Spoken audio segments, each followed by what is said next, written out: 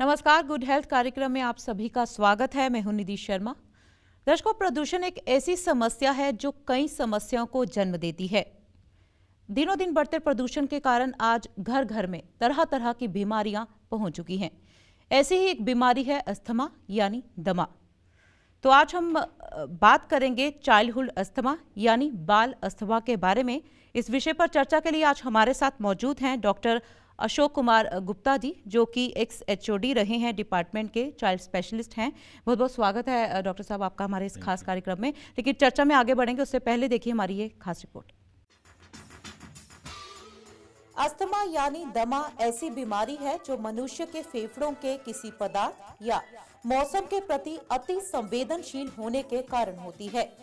ये एक ऐसी बीमारी है जो श्वास नलिकाओं को प्रभावित करती है। श्वास नलिकाएं फेफड़े से हवा को अंदर बाहर करती हैं। दमा होने पर इन नलिकाओं की भीतरी दीवार में सूजन हो जाती है। ये सूजन नलिकाओं को बेहद संवेदनशील बना देती है। इससे खांसी, नाक बजना, छाती का कड़ा होना, रात और सुबह में सांस लेने में तकलीफ आदि जैसे लक्षण पैदा होते हैं।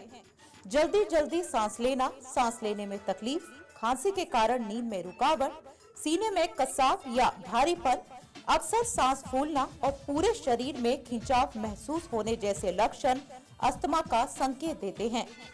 पिछले कुछ सालों में भारत में अस्थमा रोगियों की संख्या तेजी से बढ़ी है, जिनमें बच्चों की बड़ी तादाद है। हालात ये है कि प्रत्येक 2 में से 1 बच्चा साल भर में कम से कम 1 दिन अस्थमा के कारण स्कूल नहीं जा पाता। एक अनुमान के मुताबिक अगले 5 सालों में अस्थमा रोगियों के मामले में भारत पहले पायदान पर हो सकता है।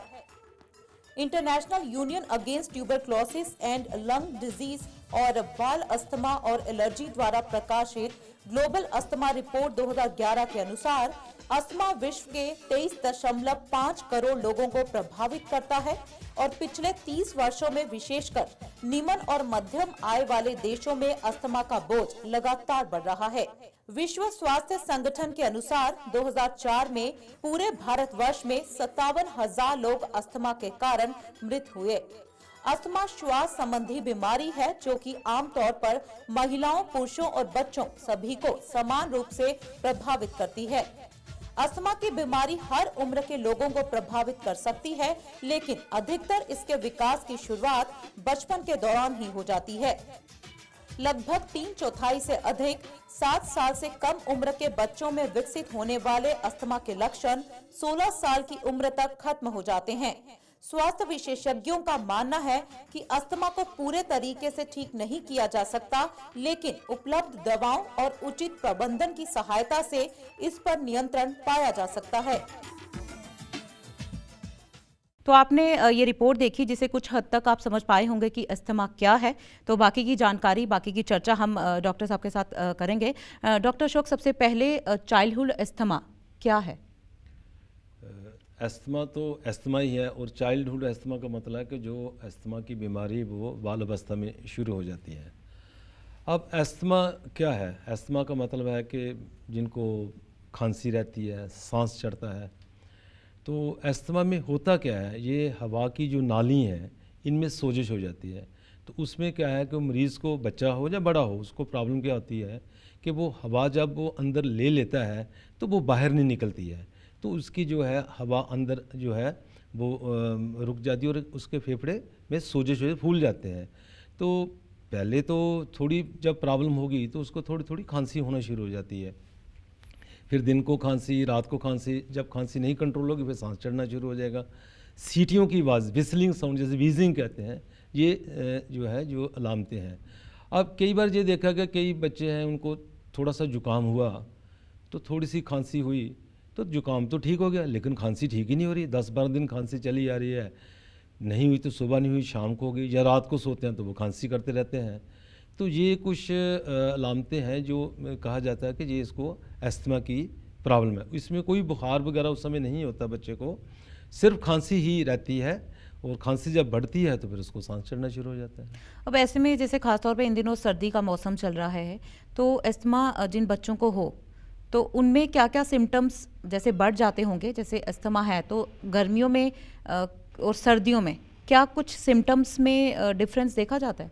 जैसे आपने कहा कि ये अस्थमा का क्या क्या मौसम के बदलाव के साथ कोई इसका रिलेशन है। हाँ, सर्दियों में अस्थमा की प्रॉब्लम थोड़ी सी बढ़ जाती है, क्योंकि जो ठंडी हवा होती है, जैसे जैसे हवा ठंडी हो जाती है तो इससे जो है वो, जैसे हम इनहेल करते हैं तो ये एक ट्रिगर एक्ट करती है कि उसको हवा की नाड़ियों में सोजिश जो है वो बढ़ना शुरू हो जाती है और अस्थमा के अटैक्स ज़्यादा हो जाते हैं। दूसरा ये है कि विंटर में वायरल इन्फेक्शंस भी ज़्यादा कॉमन, जैसे फ्लू वगैरह है, कोल्ड है, तो ये दोनों ट्रिगरिंग फैक्टर हैं। तीसरा ये देखा गया कि आजकल में कुछ कंट्रीज़ में देखा गया कि जिन कंट्रीज़ में ब्लैंकेट्स वगैरह इस्तेमाल लोगों ने करना शुरू कर दिए हैं, तो ब्लैंकेट से भी थोड़ा सा अस्थमा की डिजीज़ जो है प्रेसिपिटेट हो गई है। अब ब्लैंकेट का इसके साथ क्या रिलेशन है? अस्थमा में एक ट्रिगरिंग फैक्टर होता है हाउस डस्ट माइट, ये जो जब हम झाड़ू लगाते हैं कमरे में जर्रे उड़ते हैं, एलर्जी, मतलब एलर्जी है ना, तो ये डस्ट कैचर है, ब्लैंकेट जो है डस्ट कैचर है। तो इनसे उन कंट्रीज़ में देखा गया कि अस्थमा की प्रॉब्लम थोड़ी सी बढ़ गई थी।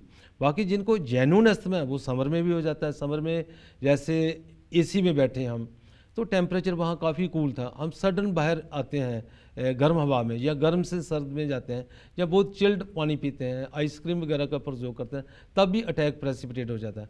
फिर रेनी सीजन में भी ये जो है, जो सीजनल वेरिएशन है थोड़ी सी बढ़ जाती है, क्योंकि जैसे जैसे हवा में ह्यूमिडिटी बढ़ती है, हीट भी होती है, ह्यूमिडिटी बढ़ती है, तो आपको पता है ह्यूमिडिटी जब बढ़ती है तो इनमें जो मोल्ड्स हैं, ये फंगाई है, ज़्यादा ग्रो करते हैं, तो वो कमरे जिनमें लाइट कम है, वेंटिलेशन कम है, कमरे में सिलन रहती है, कमरे में ज़्यादा फर्नीचर लगाया है, उनको एरेशन नहीं होती, तो वो मोल्ड इनहेल करने से भी इनको अटैक जो है प्रेसिपिटेट हो जाता है। अब मौसम के अलावा एक मौसम तो एक है ना हिस्सा के किस किस सीज़न में, पहले ये देखना, जैसे हमने कहा कि अस्थमा की प्रॉब्लम है, अब बच्चों में क्या क्या रिस्क फैक्टर्स हैं ये जो इनको अस्थमा काज करते हैं, काज कहें या क्या कहें। अब ये देखा क्या कि अस्थमा एक डिजीज़ नहीं है, ये एक मैनिफेस्टेशन है बहुत सी प्रॉब्लम्स की, जिनमें एलर्जेंस काफ़ी इन्वॉल्व हैं। एलर्जेंस जो हैं, जैसे मौसम में भी हवा का हमने कहा वो ठंडी हवा हो, गर्म हो, ह्यूमिडिटी हो,